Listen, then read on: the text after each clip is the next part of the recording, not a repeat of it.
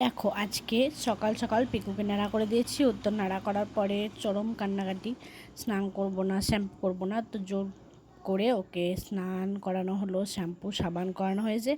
তারপরে কোনো রকমে ভুলিয়ে ভালিয়ে জামা টামা পরিয়ে এখন উনি নেল পালিশ পরতে বসেছেন।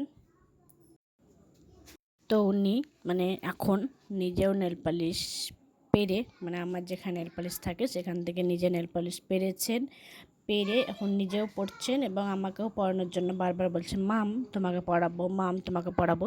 তো এর আগে আমি একদিন দেখিয়েছি তোমাদেরকে যে ও আমাকে নেল পালিশ পড়ায়। তো হ্যাঁ, এর মধ্যে 3-4 দিন হয়ে গেল, 3-4 দিন আমাকে পিকুবাবু আমাকে নেল পালিশ পরিয়েছে, খুব খুব ভালোই পরিয়েছে।